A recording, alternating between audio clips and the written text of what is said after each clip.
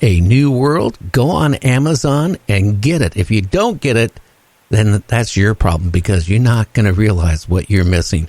Whitney, you have a great weekend that's coming up, my friend. Thank you very much. And you take care. You too. Okay, we'll catch you later. Bye-bye. Bye. Anyway, we got another great guest coming up here after the break. Russell, we're going to be talking about his book, UFOs.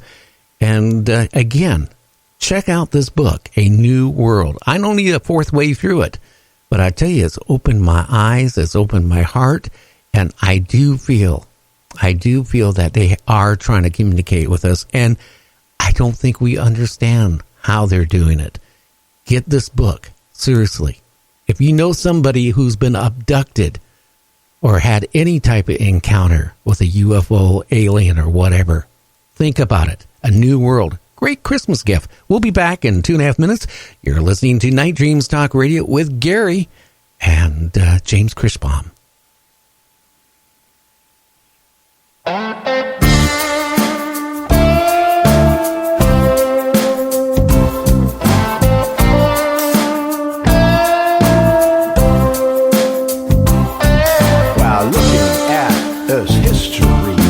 Sometimes get uptight when reading all those faith-based books all claim to get it right.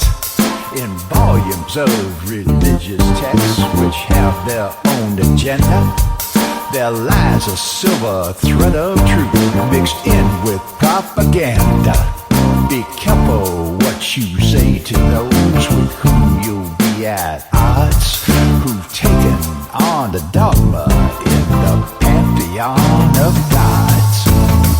Doesn't matter if you're Christian or if Islam or Hindu, your horizons need to open to a universal view. The dynamics of change in an endless cosmic sea all need to be a part of your mind's reality. There's been more than one intrusion when you finally check the odds of rules and competition in the pantheon of gods.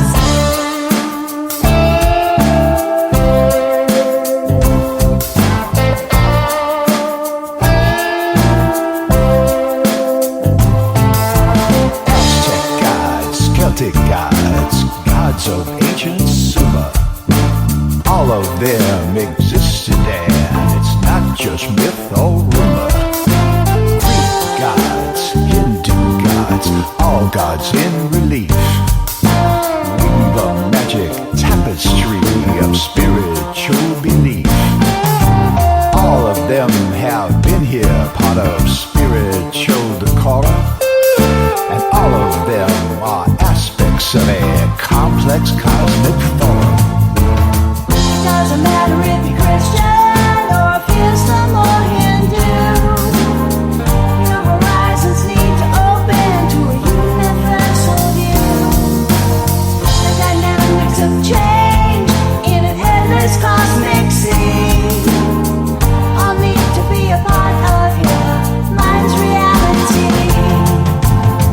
There's more than one intrusion when you finally check the odds of groups and competition in the pantheon of gods.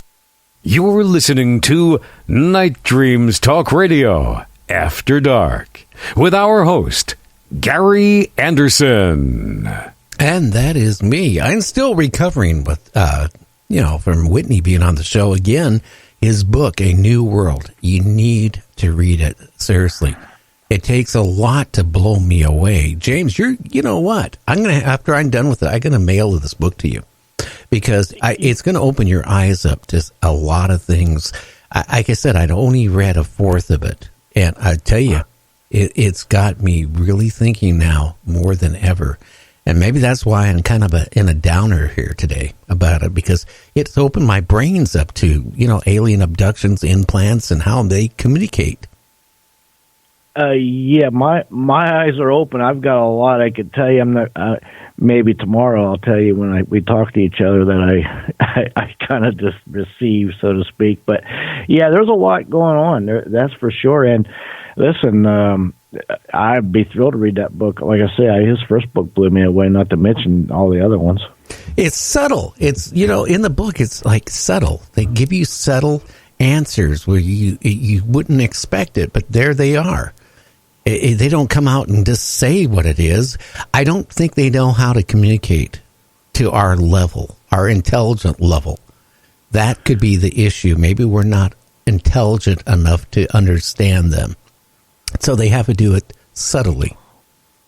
Well, that, and I think because I think all the universe, the main foundation of all of it is frequency and vibrations, and what comes with that is synchronicity, like he touched on, and I think that has a lot to do with communicating or picking up signs or what they're trying to say or anything else like that. Yeah.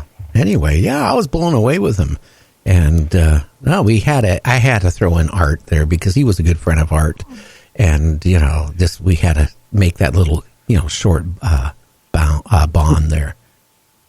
Well, yeah, no doubt about it. I mean, Art has touched a lot of people's lives. He still is, even though he's not here. Oh, yeah. So he's going to for many years. It's like watching Andy Griffith's show. The Andy Griffith Show is, hi, Russell. James, we'll be right with you, Russell.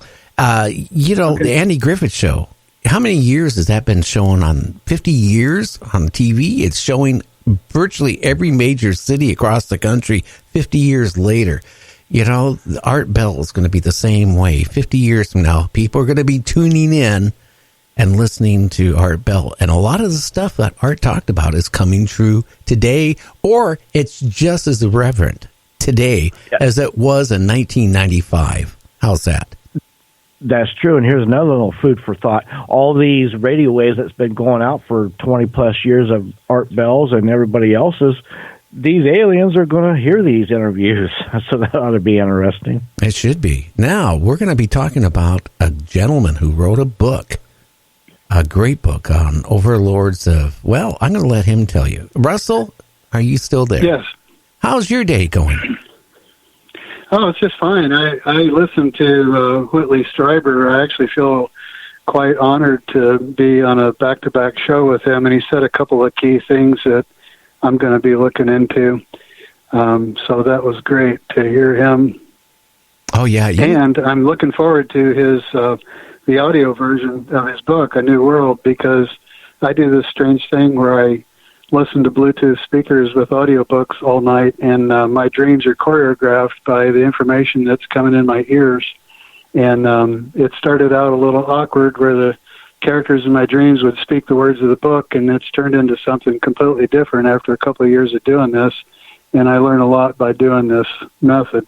It works. You know what I do is every night I go to bed, what few hours I do sleep a day, that's something I had in common with Whitney, is I go to bed at night, and the first thing I do is I pick out, I listen to Art Bell all night long. And my wife sometimes gets upset. Are you listening to Art again? I go, yeah, because you know what? This, like I said, what he was saying back in 92 or 95 or 1999 is irreverent to what's going on today. So I mean, and you know what? It just opens my mind up. So when I get a guest on, I'm pretty much well versed in what they're going to be talking about. So it's all there. It's in my brain. But I'll tell you what, I read a fourth of the book so far because he got it to me. I got it yesterday. And I'll tell you, it's really opened my eyes up a lot. How that these, aliens or how they're trying to make contact with us. They're not making contact with us what people would even think how they're doing it. It's like they do it in such a subtle way you don't even realize it. And once you discover it, like Whitney has, then it starts making sense. And I can't wait to get in the halfway mark of the book because, like I said, I started it. And I'll tell you what, I almost didn't get on the air on time tonight because you know what I was doing? I was reading it. Well, that's when you know you got a good book, when you can't put it down. Oh, yeah. Now, why don't you tell the listeners about your book? And what made you decide you wanted to write a book about this? Well, it was just sort of a natural progression. Just to give a little background, I grew up on the Space Coast down in Titusville, Florida. In fact, I just got back from a visit with some childhood friends. We used to go down to the Indian River and watch all the Apollo moon rockets go off. And I was always of a very scientific bent, sort of what they call a material reductionist, where consciousness is the epiphenomena of an organized brain, and when you die, you're simply unconscious forever. I was brought up with fundamentalist Christianity and started asking my poor mother questions she couldn't answer about the age of 13, like how Noah could get 27 million species on a 450-foot boat 400 years ago. And I started doing my own research, wrote a book in 2000 about that. And then in 2009, on August 18th, I had a pretty classic near-death experience with some anomalies attached to it, in which I encountered what I would refer to as etheric presences, where I got a positive ID on many of them. And the strangest part of that was I encountered a transcended version of myself, which informed me that as I am in a physical body, I also have a different version of myself that exists in what we would call another plane of existence, or in the far future, or wherever you want to tag it. So it's changed my perspective on this physical life. I now consider myself just like an electron, when you measure it, is in superposition with a probability cloud. I think this applies to the whole physical universe. But how I came to write the book is after I had this near-death experience in 2009, I was invited to a haunted house, and I watched all the people bring all their EVP equipment and their full-spectrum cameras and all that. Now, of course, I was still remained skeptical. I kind of had my foot in two worlds. But I looked into that and studied ghosts for a while, and then I ran across the work of Dr. Kenneth Ring, who wrote a book called The Omega Project, and that made the connection between alien abductions and near-death experiences, and that really fascinated me. So I delved, for the first time, I cracked a book on UFOs, which I always considered beneath me, and I found out that it was above me, that there's a very complex long-term phenomena in which non-human intelligences have been interacting in various ways with humans throughout the ages, back to the cavemen that drew discs and aliens and stuff on cave walls 40,000 years ago, all the way up to the present day. And it was kind of a jaw-dropping moment that the UFO phenomena, which I always relegated to science fiction, was actually a very real phenomenon. There's actually quite a bit of data about it. Dr. Bruce Goldberg mentions Whitley's Law, I can't remember how to pronounce it, where if testimonies from around the world by people who don't know each other and they report the same details, then what they're saying is probably true.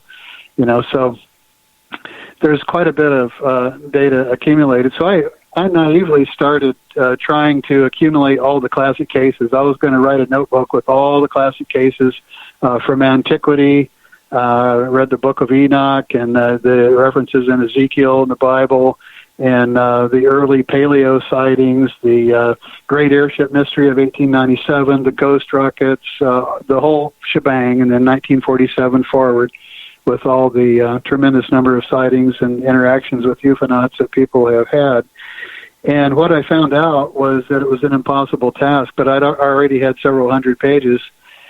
So what I did is start classifying them by decade, and it just eventually kind of dawned on me around 2015 or so, 6 years after my NDE, that a lot of people might be interested in a organized version of this information, because I had to blow through about 300 books, and not everybody has time to do that.